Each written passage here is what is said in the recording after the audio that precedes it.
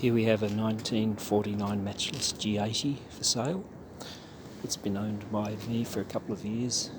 Prior to that, I purchased it from a friend who had it for I don't know how long, but I do know that it had not been registered for 10 years.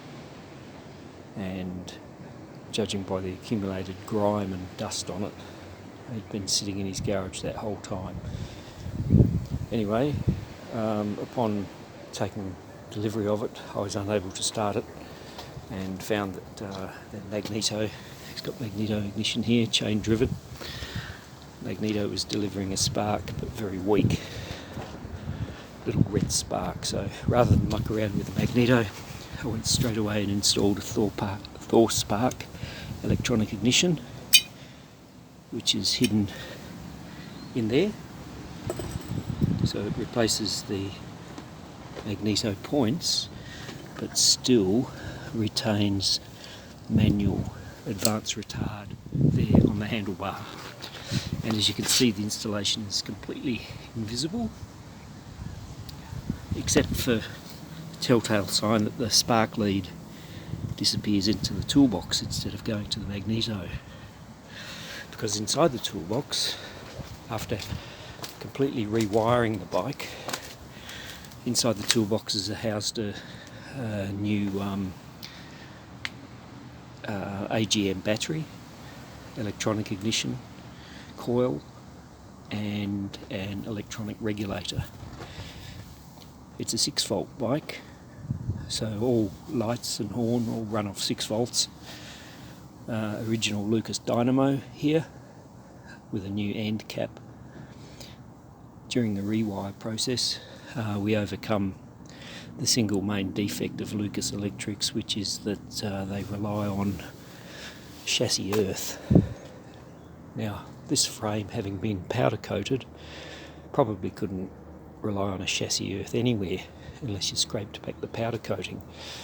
So we did what Lucas should have done in the first place, and what all Japanese wiring systems, I believe, have, which is run an earth to everything. So everything has an earth wire run to it.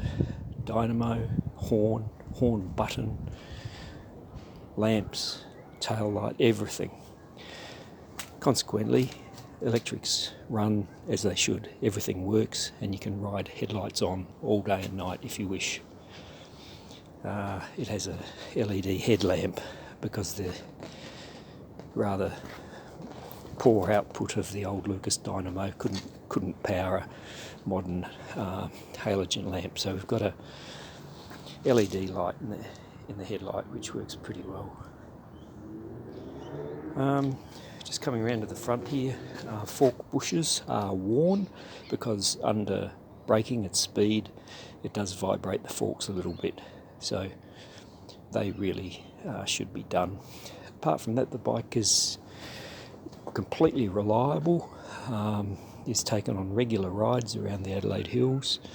It's fine in traffic. It's got indicators and brake lights and so on, all the necessary safety bits for modern traffic. Registration. Around on the primary side here, she's got new clutch plates, friction and steel plates, and I've been running ATF oil, type F, non-friction modified in the primary case. The reason for that is that I had a bit of clutch slip, and the reason for the clutch slip is that the clutch basket appears to be from a 350 because it is actually one less plate than the 500 should have. But with the ATF oil, I don't have any clutch slip, so the clutch works fine.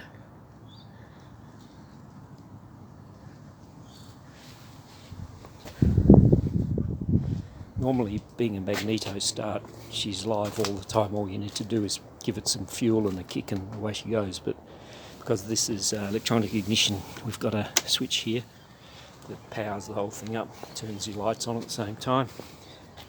There. We've got indicators, of course, little audible warning there too. And we've got the Smith's chronometric speedo, which is actually not bad.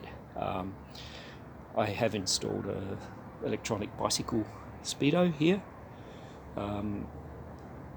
That serves as a tacho too in top gear. It's 400 RPM per 10 kilometres an hour. Okay, so at 100 kilometres an hour, you're doing 4 grand. I wouldn't want to go much faster. She's 70 years old after all. This little widget on the clutch lever is just to provide more leverage and give a little more control on engagement if you want to slip the clutch a bit. And it also makes operation lighter. Just looking at the lighting, mirrors, controls. There's a little digital voltmeter right there. Just gives you a bit of a check on the system. You can see if we push the brake pedal down, see the voltage drop there a little bit, because the brake light's got a nice bright halogen lamp in there. There you go. Just turn that off. That's about it. Yeah, kick starts first time. Gearbox changes nicely. Beautiful gearbox. It's amazing that this gearbox goes back to the 1930s. It's a Berman CP, has also used on Aerial Square 4 and some other bikes. Now Carby is not original, it had a pre-mono block originally, but this is a mono block. It's all been rejetted and adjusted, and the slide has been sleeved with a brass sleeve, so Carby's nice, it works properly the way it should. Hard tail, of course. Tool bag, since you can't fit tools in the toolbox now because that's where the electrics are hidden. You can, however, reinstall the original battery. Just go and get that. So there's the original battery and regulator, which belongs up here. You can easily bolt that back into place. I removed it simply so that I could get to the Carby tickler easily for starting. The stand, centre stand, or actual stand, whatever you call it, that enables the thing to stand upright, I've removed that also. That's included. I prefer a side stand, it's just easier. However, it does confuse the idling situation a bit, because when you adjust your Carby to idle with the bike upright, once you lean it onto the side stand, it does not idle as smoothly, but that's a minor problem you can live with. So that's about it.